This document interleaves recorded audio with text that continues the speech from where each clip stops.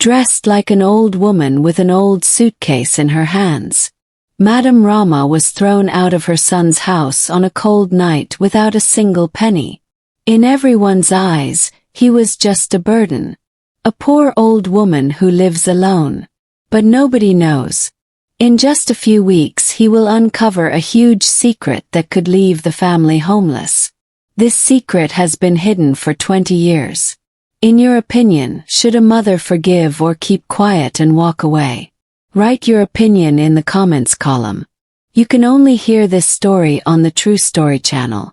Don't forget to subscribe so you don't miss new videos. In the middle of the vast expanse of wheat fields and green hills in the area around Sianger, stands a small house with a red tile roof that has been weathered by time. There lived a woman alone named Madame Rama. The residents of Sarang village called him respectfully but with distance, Mrs. Rama. Everyone thought he was a retiree living hand-to-mouth on his pension. Every now and then one would see him in the village traditional market buying a few bunches of vegetables, a few kilos of rice, or a box of salted fish, then returning home in silence, as if it never existed. He never joined the social gathering. Not coming to celebrations, not building relationships with neighbors, not even any relatives coming to visit. Village kids love to speculate. Some say she is a former teacher. Others say she is a retired nurse. Some mothers sometimes gossip in the village coffee shop. They say that Mrs. Rama used to be very beautiful. Marry a rich person in Jakarta. I don't know why I came back here alone. But no one knows the truth. Because Madame Rama never talks about her past. Every afternoon he sits on the veranda of his house, sipping his homemade green tea while watching the leaves dancing in the wind. Some people say she is closed, but for Madame Rama, it is the silence that is needed after the long storm in her life. 20 years ago, Madame Rama was not the old woman in shabby brown clothes she is now. At that time, she was the wife of Hamza Rahardian, a successful property entrepreneur and founder of a real estate empire headquartered in Kemang, South Jakarta. They live in a luxury movie that never sleeps. Illuminated by city lights and endless horns. They have a son, Fahri Rahardian, a smart and polite child, the pride of the family. Madame Rama's life is a dream for many women. Successful husband, high-achieving children, abundant wealth, luxurious dinners, holidays to Europe, and elite social gatherings. On October 1st, her husband and son were flying on a business trip from Soekarno-Hatta Airport, and their plane crashed into the sea just hours after takeoff. No one is safe. That early morning phone call shattered his entire life. In a matter of days, the majestic villa turned into a cold and silent tomb. No more laughter, no more spoiled Fahri, no more silhouette of Hamza at the window reading the newspaper. Madame Rama is just a shadow of herself. Mourners came, prayers were said, but time passed and everyone returned to their own lives. Except for him. Her sadness was not tears, but endless emptiness. She did not sell assets, did not split shares, just handed over the company to the trusted team that had worked with her late husband. Hundreds of billions of rupiah, land, property, bank accounts. He transferred all of it to a Rama Family Trust Foundation in his own name. The documents are complete, legally valid, but he didn't touch the spacer or the money. It was like Nadzar was silent without looking back. He left Jakarta and moved to a remote village that didn't know him. With a new name and a new identity, Madame Rama bought a small plot of land and built a simple house there. He sews his own clothes, uses an old-fashioned push-button cell phone. Nobody called, nobody knew the number. Just a small diary that he always carries with him, containing memories with Hamza and Fahri, as well as his son's last letter which he had never dared to open. In the diary are stored several memories about Hamza Rahardian and Fahri Rahardian, as well as the last letter from his son sent before boarding the plane. A letter that he had never opened because he couldn't. Time passed. When the harvest season arrives, Madame Rama rides an old bicycle to the market every morning. When the rainy season comes, he waters his vegetable garden with a raincoat attached to his body. At night, he sat in silence accompanied by the sound of frogs from a distance. She is no longer the wife of a successful businessman from Kemang, no longer the mistress of a luxury film house in Jakarta, but a woman who chooses peace after the storm. But one day the past touched him again like an invisible thread that suddenly pulled him back. That day, the east wind brought heavy rain to all corners of Serang village. When passing through the old stone courtyard of the Al-Huda Mosque at the village gate, Madame Rama, who had just returned from the market, saw something. At first he thought it was just a piece of discarded rag, but the object moved. He stopped his bike. The rain still pounded mercilessly. He approached and knelt down. There lay a boy who was not yet 5 years old. The little body was blue with cold, soaked, her hair stuck to her forehead, her lips were blue, her eyes were half open, but there was a small light of hope that still burned. Hope for life. Allahu whispered Madame Rama. He took off his raincoat, wrapped the small body around it, and hugged it tightly. He immediately rode his bicycle to the health center, holding the child tightly to his chest while continuing to pray in his heart, "Oh God, save him." He didn't have time to think about why the child was there or who left him. All he knew was one thing: if he was too late, this child would not survive. Upon arrival at the health center, the medical team immediately took action. The child was given N4. His body was warmed, and every effort was made to keep him alive. Madame Rama sat in the hospital hallway. Her hair and clothes were still dripping with rain, but she didn't care. There was no fear or curiosity in him. Just one thing: a silent feeling of anxiety. As if he was going to lose something very valuable.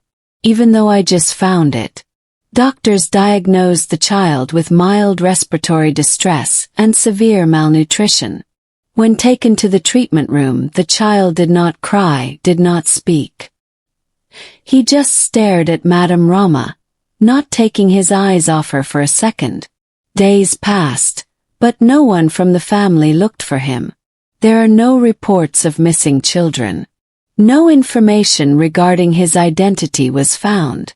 Even the Imam of Al-Huda Mosque confirmed that no one had left their children there that day, and the surveillance cameras were damaged due to heavy rain.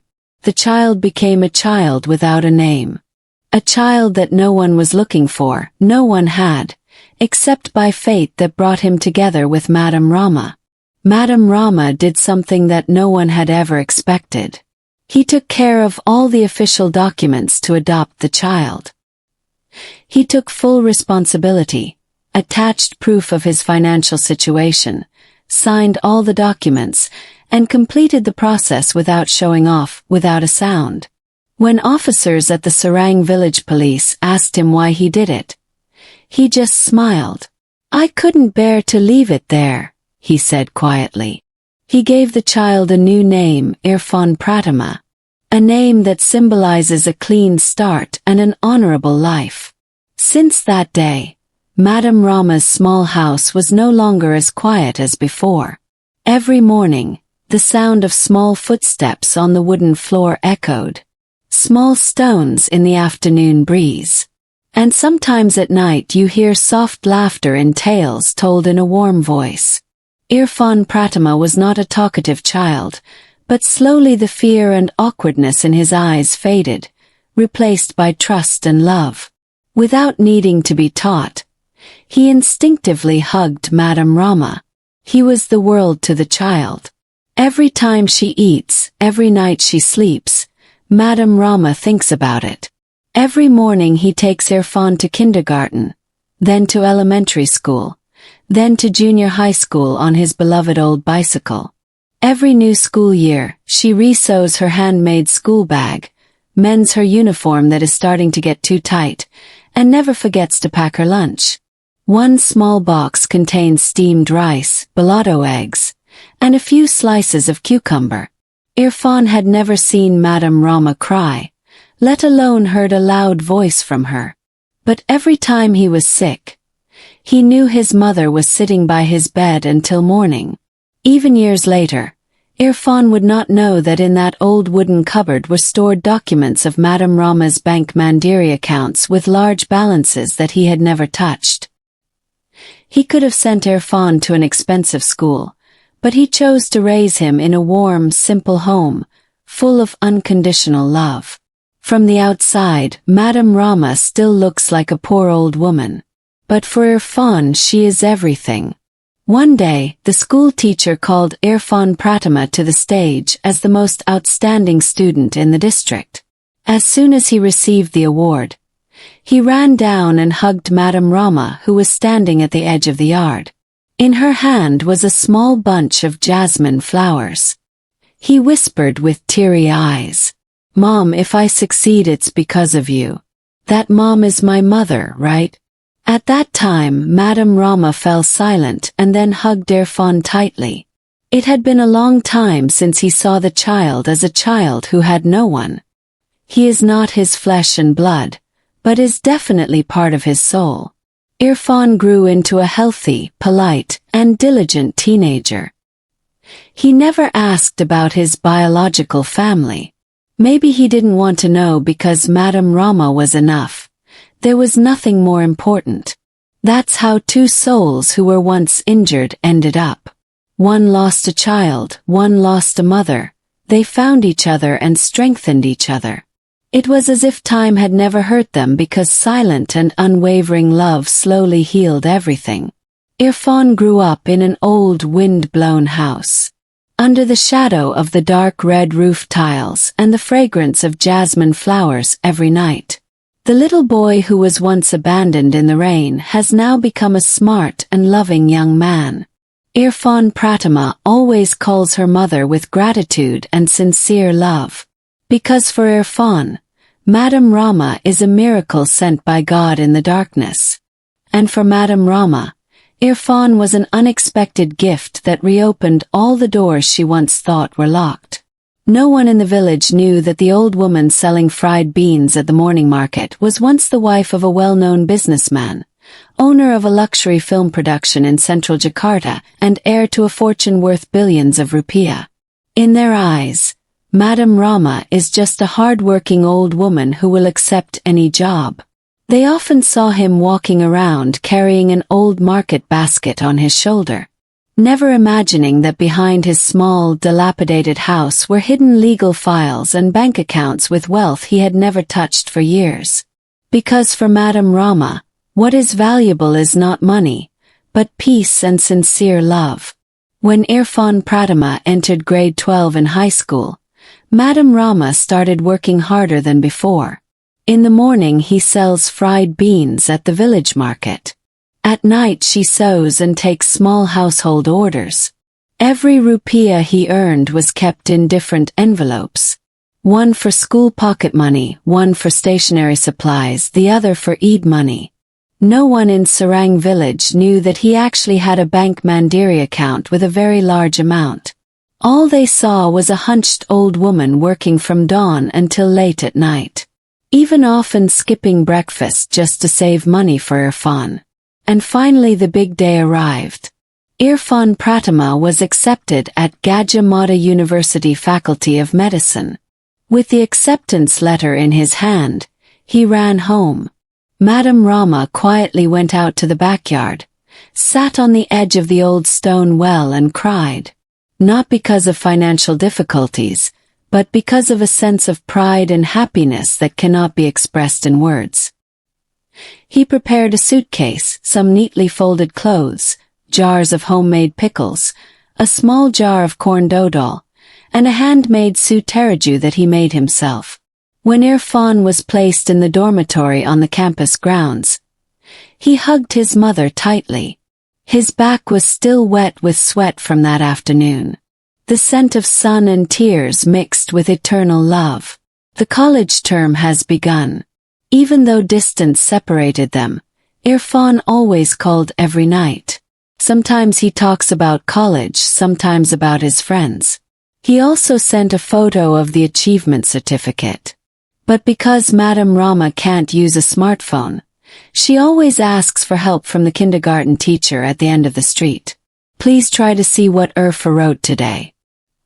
He never told anyone, but he kept all the exam scores, scholarship news, even Irfan's lunch photos in his mind.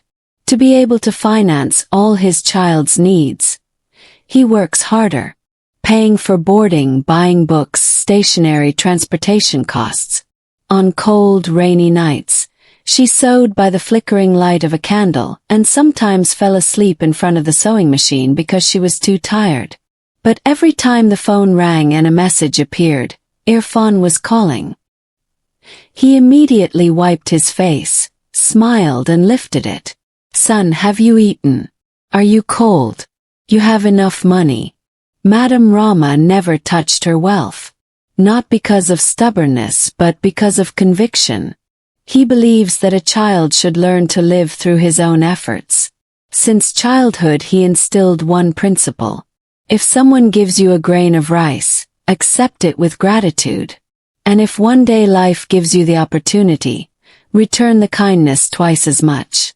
Irfan Pratima memorized this advice and made it a guide for life.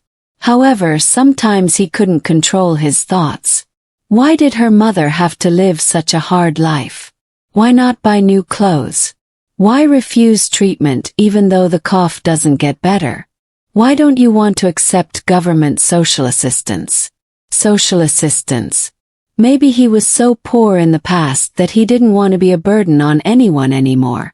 These thoughts grew silently in Irfan's heart throughout his college years. He promised himself, when I graduate and start working, I will repay everything. I will give my mother a comfortable life. I will cure all her illnesses. I will build a new, decent house to replace the old one.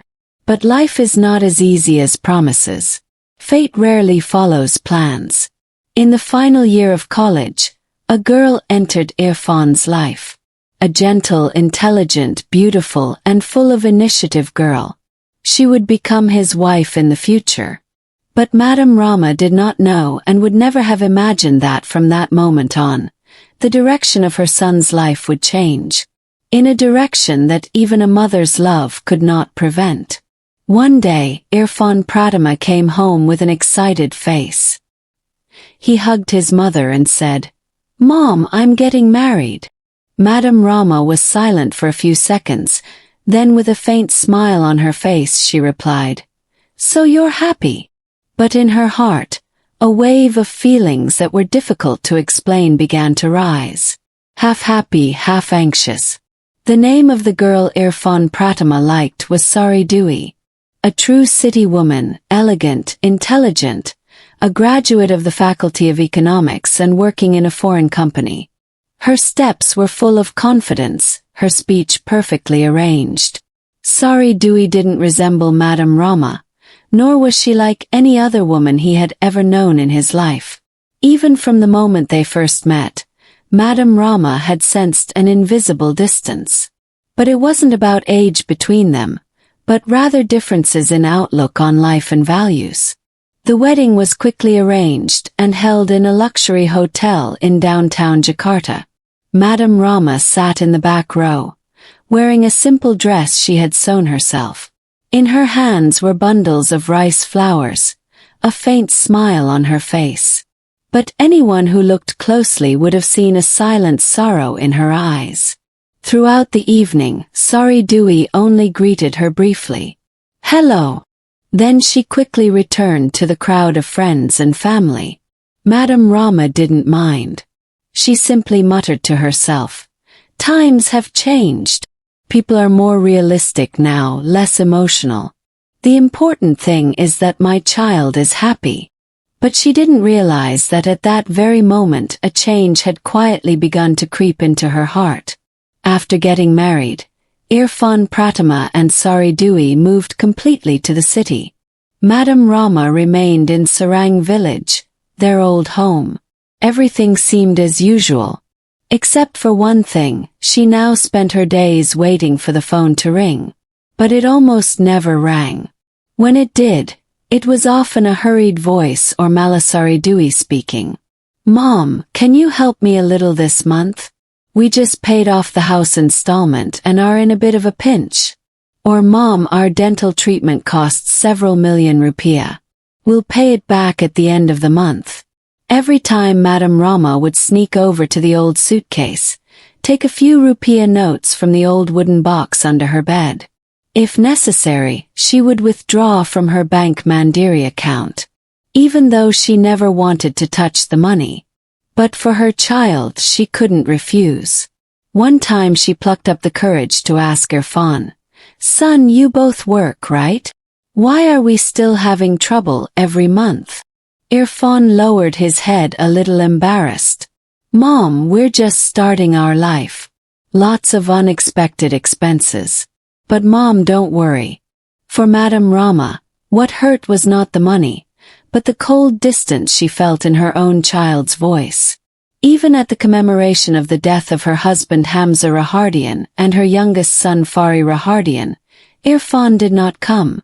Just a short message. "Mom, I can't make it this year. I have an important meeting. Please pray for us too."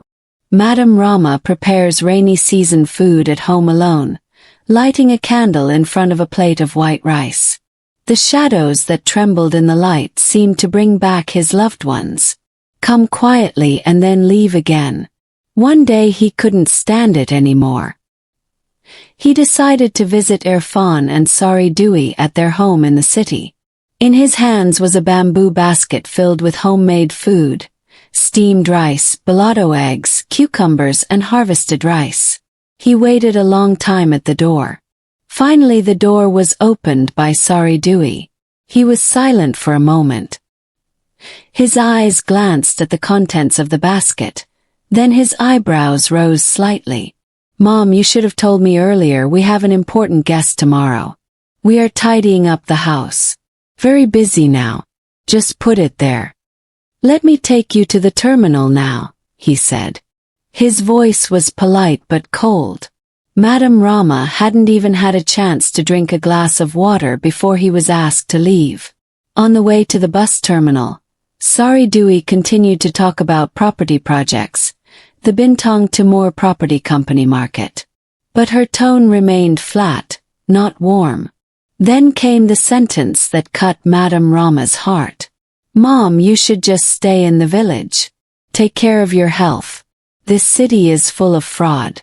It would be a shame if something happened." That night, Madam Rama sat on the intercity bus with a bamboo basket on her lap.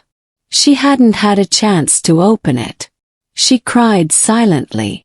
But the tears weren't because she was offended or hurt, but because she was beginning to feel very clearly that one by one the invisible bonds between her and her child were breaking. Since that day, Irfan Pratama's calls became less frequent. Meanwhile, Sari Dewey almost never called. Occasionally there would be a short message, just one sentence. "Mom, can you send me some money?" And as usual, without a single word of complaint, Madam Rama always sent it. But in her heart, slowly, deep cracks were appearing that were difficult to heal. A long cough that the pain never got better, and the worsening back pain left her bedridden for days. As the first rainy season arrived, her health worsened, and for the first time in her life, she felt utterly alone. Months passed, and Irfan still hadn't returned to Sarang village. The occasional phone call was only to ask for money or to send an account number. No one asked, "Mother, how are you?" No one invited her to visit. So, after her illness had subsided somewhat, Madam Rama made a decision. She wanted to go to her son's house in the city without telling anyone. In her heart, she was certain that the son she had found in the courtyard of the Al-Huda Mosque, whom she had raised with all her love, would never close the door on her.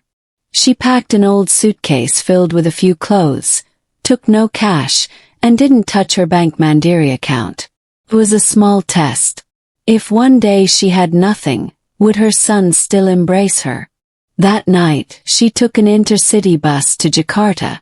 The bus stopped in front of the elite South Jakarta apartment where Irfan and Sari Dwi lived. A luxurious residence with a spacious 12th floor that Irfan had once been proud of. I bought this house with the sweat of my brow. Alone. Mrs. Madam Rama pressed the doorbell. The door was opened by Sari Dwi. She was a little surprised, then put on a faint, fake smile. "Ma'am, you should have told me first." He spoke softly, his voice polite, but there was a clear sense of discomfort.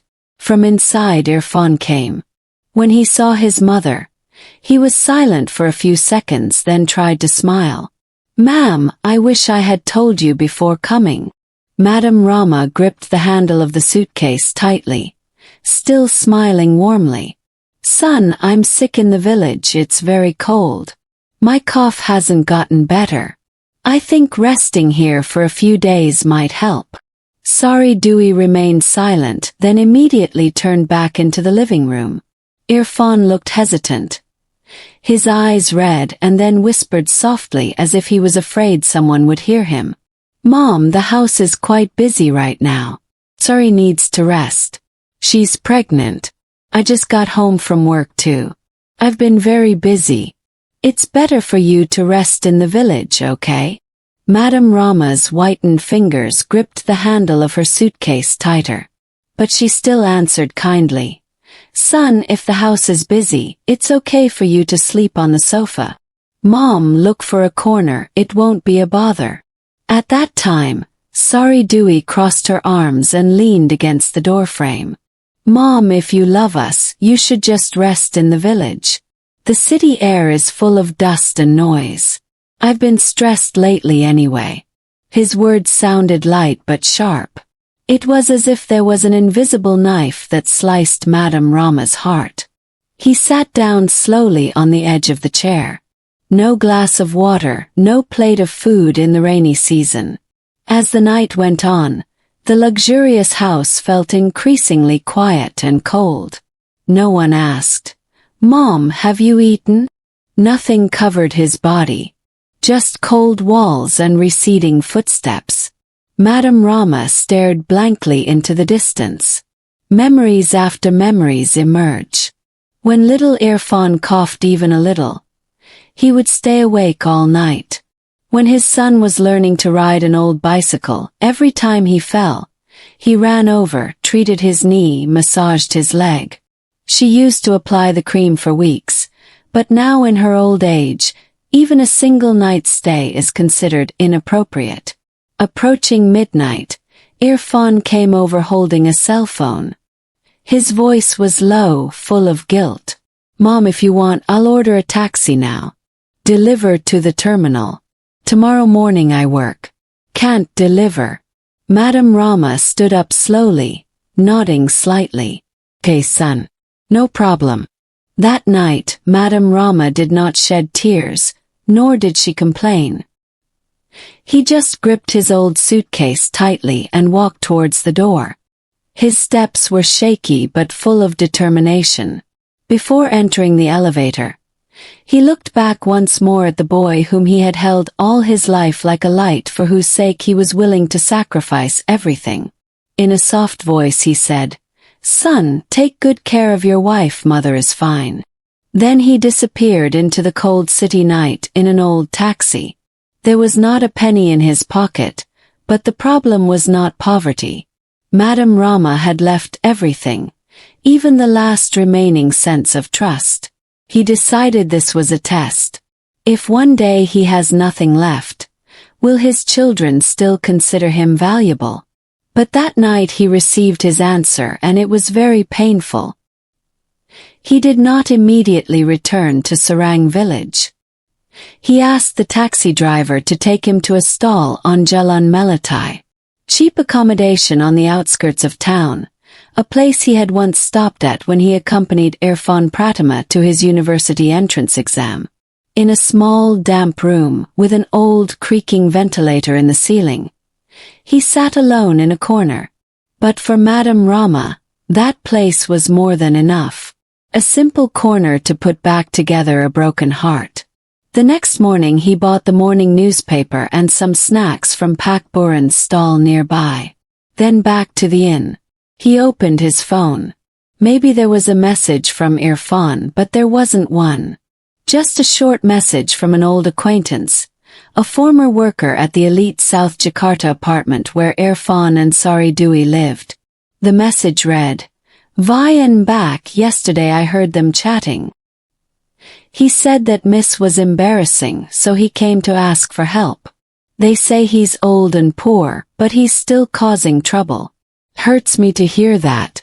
I don't know whether you know or not. Madame Rama read the message over and over again. His eyes were red. She had already lost her husband Hamza Rahardian, as well as her youngest son Fari Rahardian. But no wound was sharper than those words. The children he raised now talk about him like a burden. But Madame Rama was not angry. There was only a deep, silent tightness. In the past, she sewed day and night, shivering in the market for a bite of rice.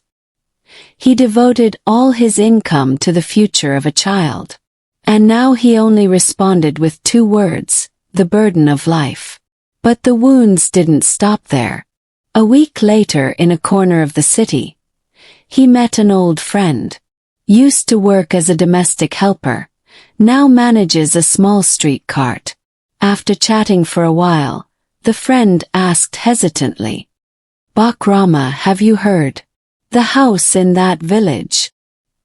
He said he wanted to sell it to AJ and Irfan. He said the house was built with their help and they asked for a letter from the sub-district. He said his mother was old and couldn't take care of the house anymore. Madame Rama was silent. His tongue was numb.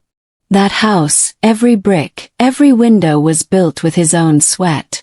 Yes, the land certificate is in Irfan's name, but not a single cent of it came from their money. And now they are selling it quietly without a word. That night he returned to Losman's room. He turned on a small lamp, sitting on the edge of the window. The dim light from the street lamp illuminated his face.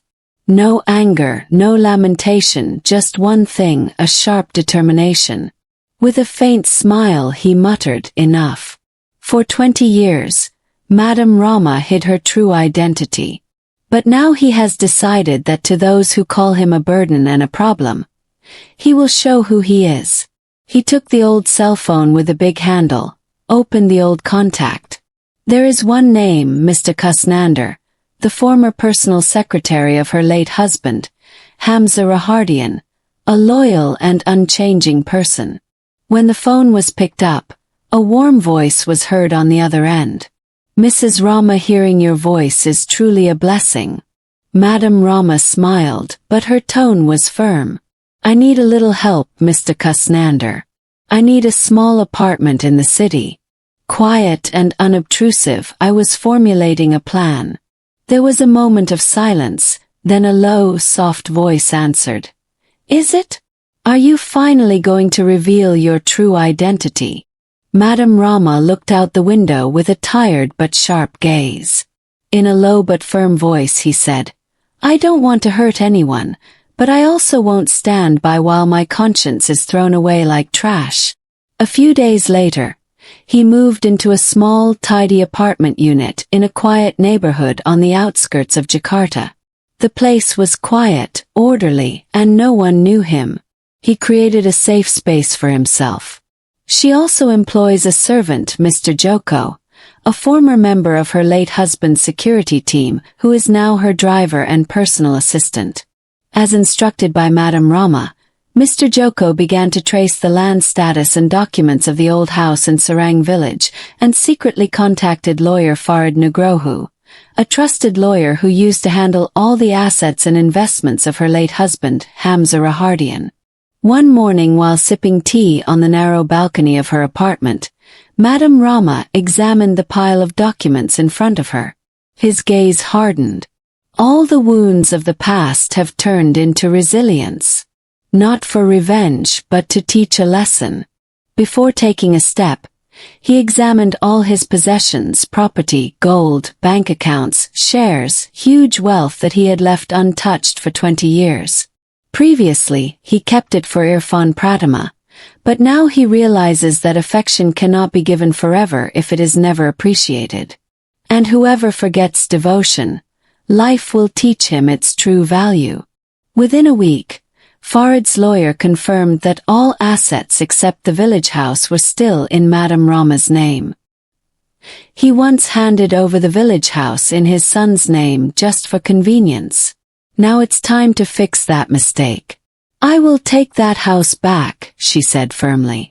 Everything was done legally without confrontation.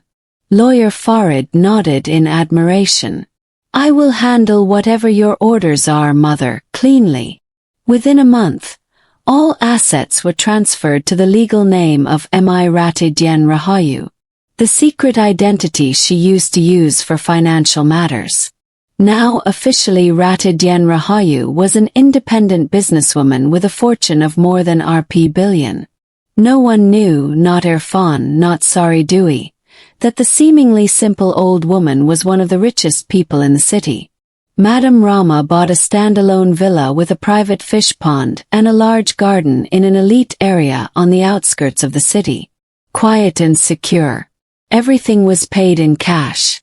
The property agents were amazed to see the graceful old woman get out of a luxury Lacoste car. She moved in with only Pak Joko and her new maid, Burini, who was specially selected from a trusted cleaning company. No one knew who she really was. Everyone thought she was a childless widow. She had lived abroad and had now returned to Indonesia to live a peaceful old age. She did not receive guests, did not like to show off, but her graceful demeanor and authority made everyone respect for her. Everything went smoothly.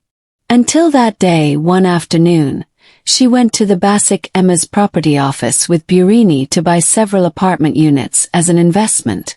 If you want, I'll call an officer to explain the details, Burini said. A few minutes later, from behind the lobby, a young woman appeared neatly dressed and walking confidently in high heels. Although her makeup was neat and professional, Madame Rama recognized her immediately. Sari Dewey paused for a moment. Her eyes widened, her face instantly pale, but with the professionalism she had built up over years of work, she quickly recovered, put on a fake smile and stepped closer. Welcome. I am Sari Dewey, project consultant. Can I help you?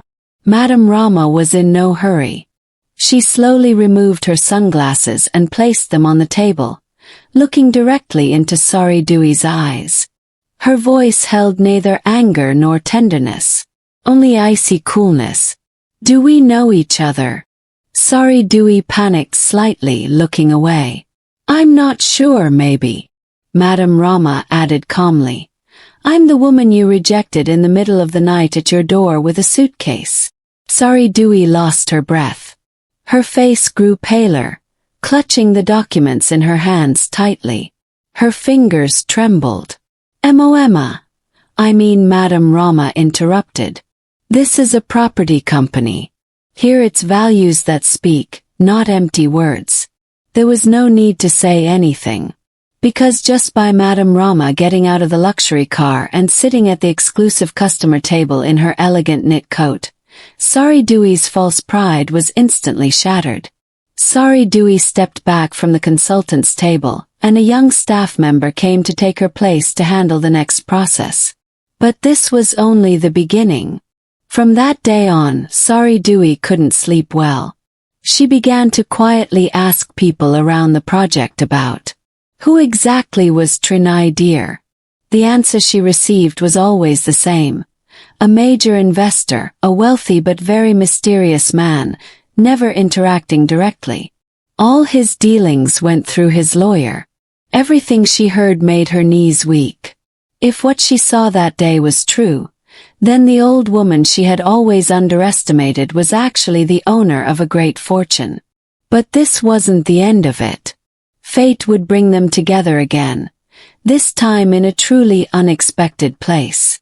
That day, the property company where Sari Dwi worked was holding a luxury project launch at one of Jakarta's largest hotels, exclusively for exclusive clients.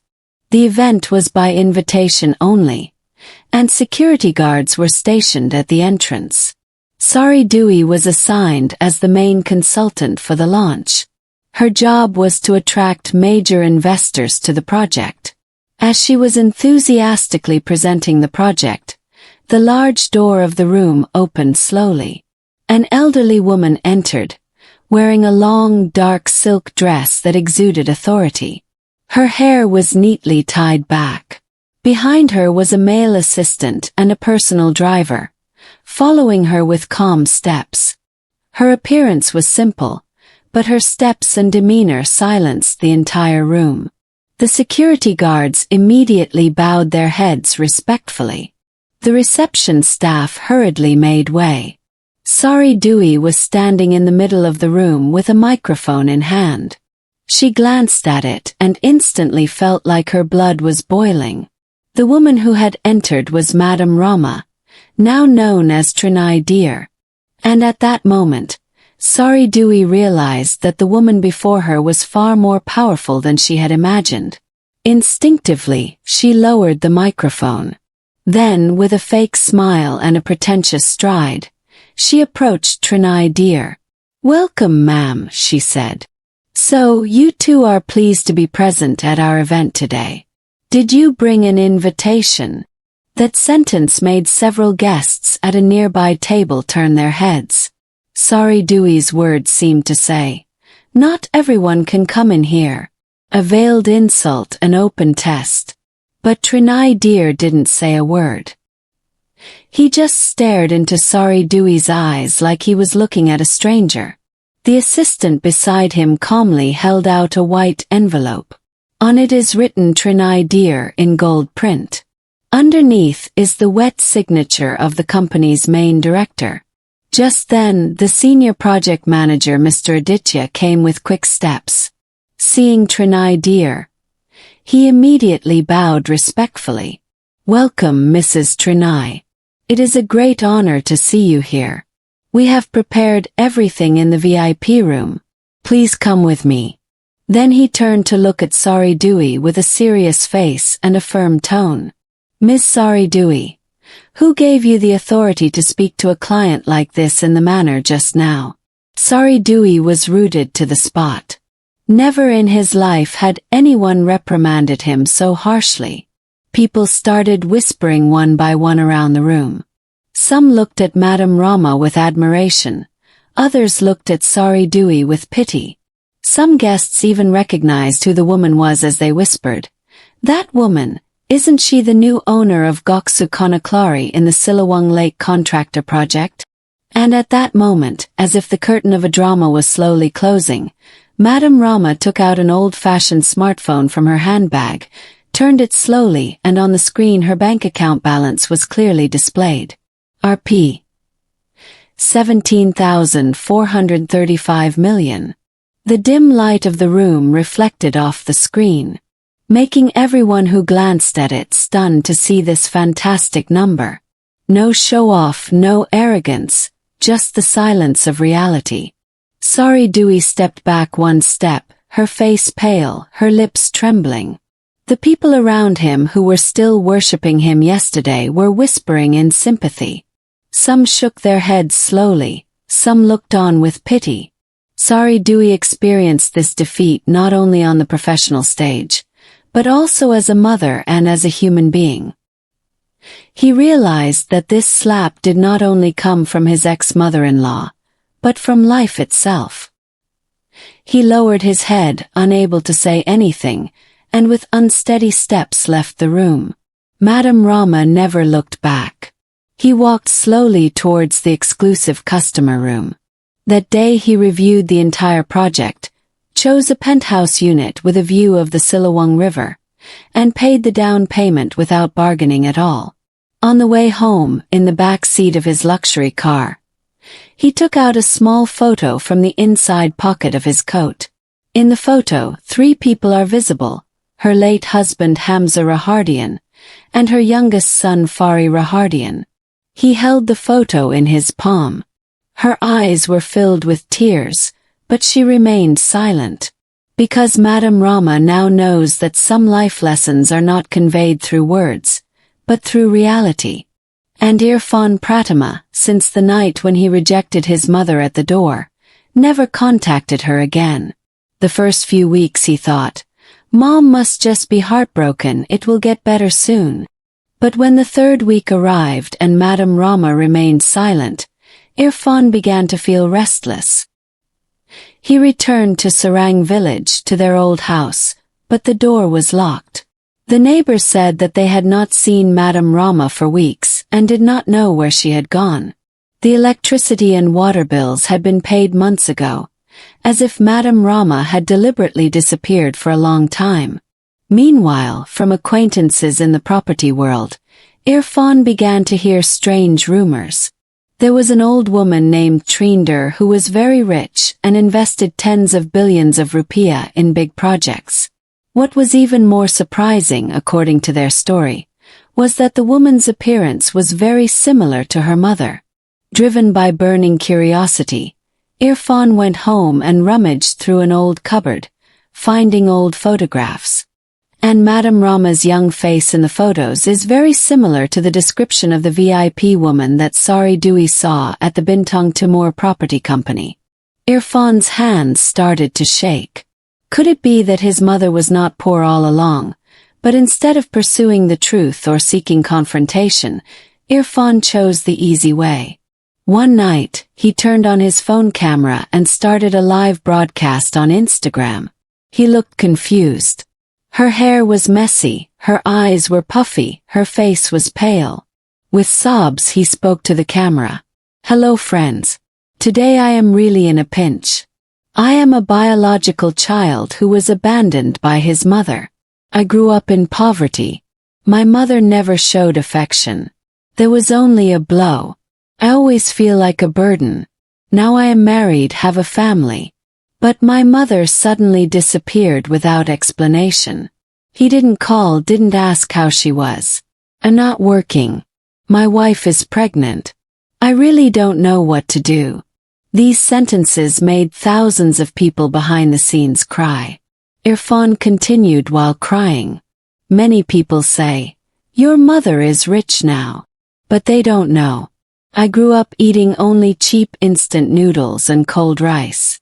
My mother never even bought me decent shoes, never once said, 'I love you.' Now she has money, but I haven't felt a penny of her help. I'm unemployed. My wife is about to give birth. I don't know what to do." The emotional broadcast went viral in no time. Views exploded, tens of thousands of new followers poured in. Hundreds of comments appeared. What kind of mother is that? In this day and age, there are still those who are willing to abandon their own children. Oh my God. We are here. Be patient, Irfan. Strengthen your heart. At the end of the broadcast, Irfan Pratima started an online donation campaign claiming that he needed help for his upcoming child. Within a few days, hundreds of millions of rupiah flowed into his account. For the first time in his life, the role of the victim gave him such a big response. But one night social media was in an uproar again. But this time it is not Irfan who is the center of attention. What came to the surface was Madame Rama, but not with anger but silence. He only shared one post, a link containing copies of old documents and archives. Inside there is an official adoption letter showing that Irfan is not her biological child, but a child she adopted. There are also hospital bills from when Irfan was 3 years old and suffered from pneumonia, proof of tuition transfers from each semester during his studies, and details of how all of his small salary over the years was used for the child's living expenses and education. At the end of the post she wrote, "I raised him even though he wasn't my blood. I gave him my love. But now he's slandering and lying to people, abusing their kindness. I won't be silent any longer. The post exploded. Thousands of comments appeared. You sent your child to college. Now you being slandered like this. Look at all this evidence. Every penny is accounted for. This is true motherly love. How shameless you are, Irfan. Irfan's live video was flooded with new comments, but they were no longer sympathetic. His nicknames were now much more cruel. The seller of the tears of a disobedient child, an emotional blackmailer. But Madame Rama didn't stop there. She went further. Issued. The complaint was filed with the Kemang District Court with 3 main charges: defamation and honor, slander, and misleading the public, and illegal gain through fraud. Her lawyer Farid Nugroho, submitted evidence in the form of proof of transfer of campaign donation proceeds, provocative comments from fake accounts, and videos containing Irfan's false statements in the original version without edited. When the lawsuit files reached Irfan, his eyes widened. He was furious. He immediately headed for the old house in the village. But now there was no longer an old green wooden door. There was a gray automatic iron door. On the front fence was a new plaque declaring Trinai Deer's residence. A security guard came out from the guard post. "Can we help you, sir?" Irfan answered quietly. "I grew up here. This is my house." The guard frowned and then answered firmly. "Excuse me, sir.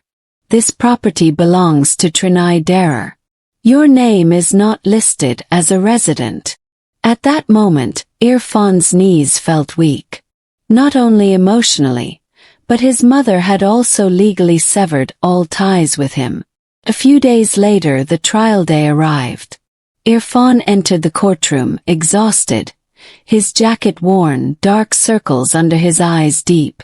There was no arrogance, no fake tears. Across the room sat Madame Rama, now known as Trinai Deer, wearing a simple brown linen dress, sitting upright, calm, without anger, without resentment, only a calming authority. Haki read the files aloud. The defendant, he had made false statements online, spread false stories of suffering, raised funds fraudulently, manipulated public opinion, and attempted to damage the plaintiff's reputation. All evidence, screenshots, bank statements, and digital documentation were submitted as evidence. Irfan's lawyer tried to salvage the situation.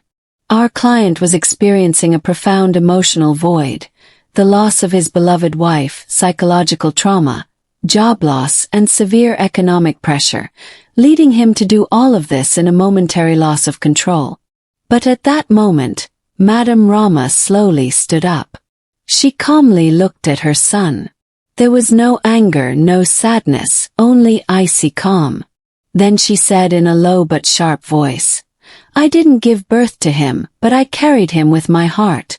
I gave him life without ever expecting anything in return. Now no words could change what he had done. He has chosen his path and I will also continue mine." The courtroom fell silent. Everyone feels the pain of a mother's love being cut off in an instant, like a sword cutting through the air. Madame Rama sat back down gracefully. Meanwhile, his lawyer Farid Nugroho, delivered his final statement. "My client never demanded gratitude from her child, but at least she hoped that the love she gave would not be used as a tool for lies.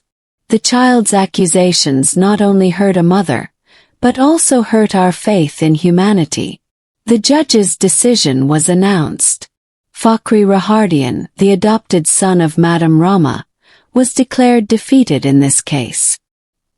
He was sentenced to pay damages to his mother, cover all legal and attorney fees, permanently close his social media accounts, and is prohibited from mentioning his mother's name in public in any form. In addition, the old house in Sarang village that he tried to sell has officially become the property of Madame Rama, and Fari has lost all inheritance rights.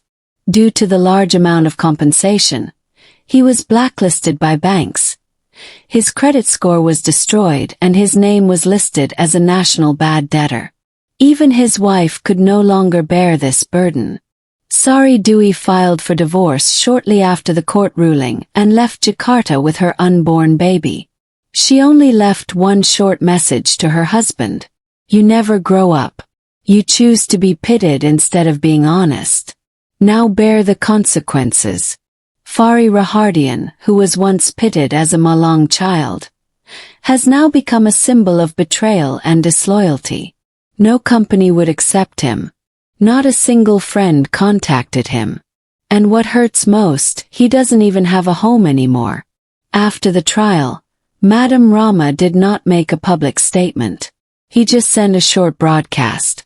I don't hold a grudge against my son, but I also won't let the truth be twisted. Cut all ties. In my life, there is no place for those who make love a bet. At the end of March, a small villa on the shores of Lake Cianjur becomes a home of silence and freedom. Every morning, Burini brews coffee in the kitchen. Meanwhile, sunlight came in from the wide windows and touched the wooden floor. No more rushing. There is no chain of responsibility. Madam Rama sat under the shade of an old tree in the yard, sometimes walking along the lake, sometimes sitting on the veranda sipping warm coffee. In the corner of the living room, there is a canvas on an easel with an unfinished painting. Blue sky, white lotus flowers, and a small wooden bridge. He picked up the brush, added a little blue to the sky, then stopped, because he has understood not everything has to be resolved. Sometimes what is left hanging is more meaningful. He used to believe that happiness was at the dinner table, in the sound of children's laughter, in the call of a mother. But now he realized some of his mother's calls didn't come from love, but from a demanding chain of attachment. For years he gave love to the wrong place. Because of that now he only keeps his love to himself. Every day he lives with freedom. Painting in the morning, drinking tea in the afternoon, reading a book at night. Sometimes he writes diaries under the name Pena Trinai Dare. She no longer needed anyone to call her mother, because in the end she has become the woman of her own life. That morning he sat quietly on the edge of Lake Cianjur. The yellow reflection of the streetlights reflected off the calm water surface. There were no more ripples in his heart. The contents of the house are now as simple as its soul. A small tea table made of old teak wood, some ceramic lamps, a tiny bookshelf, and on the walls were just photos of himself at various ages. There are no photos of Fahri Rahardian, nor of her late husband Hamza Rahardian, only portraits of Madam Rama when she was cooking in her youth, when she was laughing, when she was tired, and now when she is alone. But no longer feel alone. In the surrounding area, the neighbors call her Mrs. Painter. Some think he was once a famous artist. There are also those who believe he once lived abroad and is now retired in Jakarta. But in truth, no one really knows, and perhaps no one wants to know anymore who she is, who she has been a mother to, who she has been forgotten by. And it is precisely this ignorance that makes her life easy. For the first time in her life, she lived without having to be anyone's wife or anyone's mother. Only as Madam Rama. Every now and then he goes to the Jakarta flower market, buys a packet of white daisies, then places them in the middle of his small dining table. Burini, his new assistant and trusted friend, often jokes around. Mother is like living in a poem. And Madam Rama just smiled. Not sadly, not happily. Just a quiet, thin smile. Everything that had ever hurt him in the past was no longer there. But Madam Rama did not hold a grudge. He didn't want them to suffer. He didn't wait for an apology. Her only hope is that one day somewhere, even if only for a moment, they will realize that if love is not valued, then even if they kneel, it will never return. When night falls and the lights on the Silawu River begin to come on, Madam Rama lights an aromatherapy lamp in the small prayer corner of her house. In that corner there is a photo of her late husband Hamza Rahardian and their adopted son Fari Rahardian. A thin layer of smoke drifted into the night sky and he quietly whispered, "Hamza, we lost our son too soon. I thought Fari would be a blessing in our lives. But it turns out it was all just a lesson. Now I understand that the rest I will live only for myself." And that night, Madame Rama sat by the window of her house for a long time without saying anything, without waiting for anything.